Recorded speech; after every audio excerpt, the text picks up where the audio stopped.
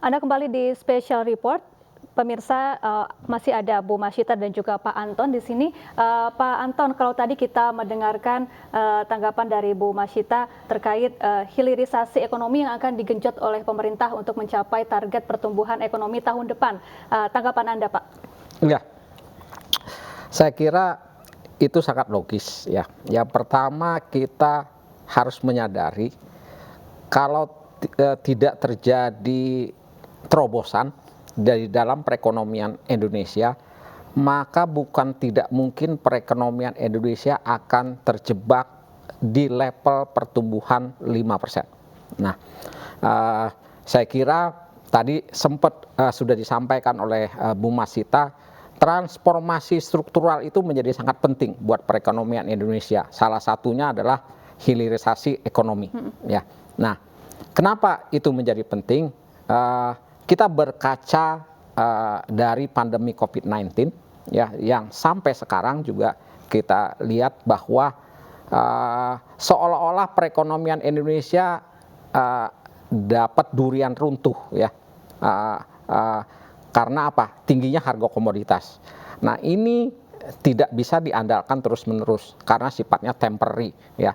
Kita sudah melihat sejak Mei tahun ini harga komoditas itu sudah mulai turun ya. Oleh karena itu kita nggak bisa mengandalkan hanya menjual komoditas mentah dalam hal ini. Nah, maka dengan melihat ini, hilirisasi ekonomi itu menjadi syarat utama, bukan hanya syarat cukup supaya Indonesia bisa tumbuh seperti yang ditargetkan di RAPBN 2023 5,3%. Nah, ini jelas bahwa akan meningkatkan value added ya dari sektor tersebut, akan menciptakan lebih banyak lapangan kerja, akan menyebabkan pertumbuhan ekonomi Indonesia itu akan lebih inklusif. Itu yang paling penting sebenarnya ya.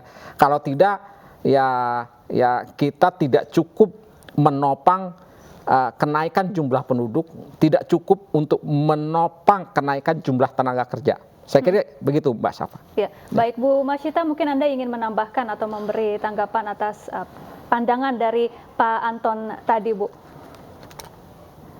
Maaf Mbak Safa, suara Pak Anton tidak terdengar di saya, boleh disamarikan sedikit. Baik terkait hilirisasi ekonomi ini ya Pak Anton. Ya. Silakan. Mbak Masyita ya, tadi saya menyebutkan kita itu cukup beruntung ya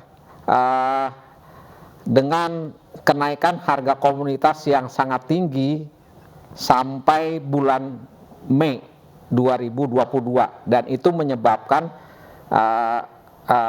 pertumbuhan ekonomi kita cukup robust dibandingkan dengan negara-negara lain yang mengalami perlambatan.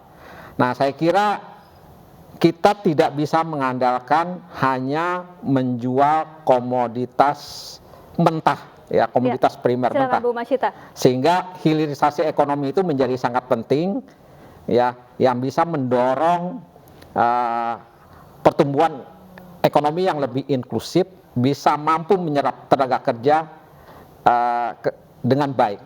Saya kira itu Mbak Masyita. Ya.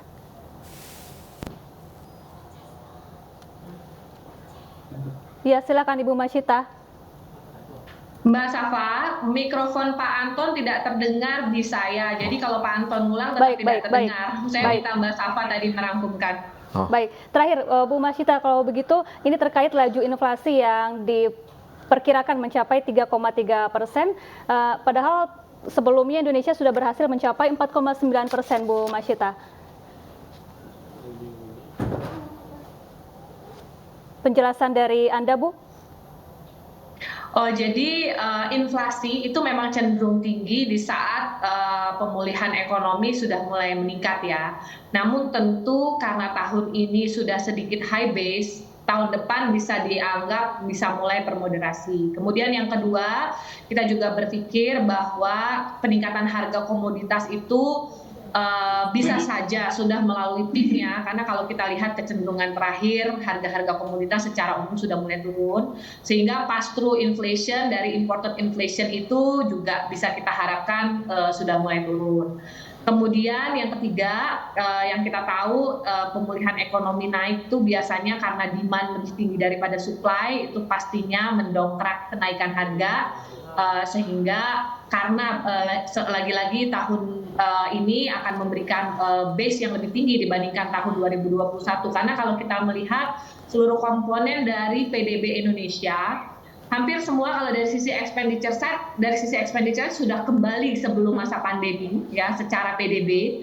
Dari sisi sektoral hampir semua, terutama sektor-sektor besar yang labor absorption dan juga GDP contribution-nya paling besar itu sudah kembali levelnya ke sebelum pandemi.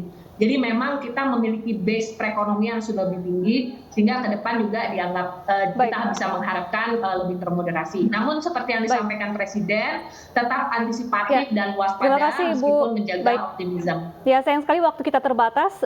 Terima kasih Bu Masyita Kristalin dan juga Bapak Anton Hedranata telah bergabung bersama kami di Special Report. Pemirsa, demikian Special Report pidato Presiden Republik Indonesia dalam rangka penyampaian RUU tentang APBN tahun anggaran 2023. Saya Syafa Atisuryo, terima kasih dan sampai jumpa.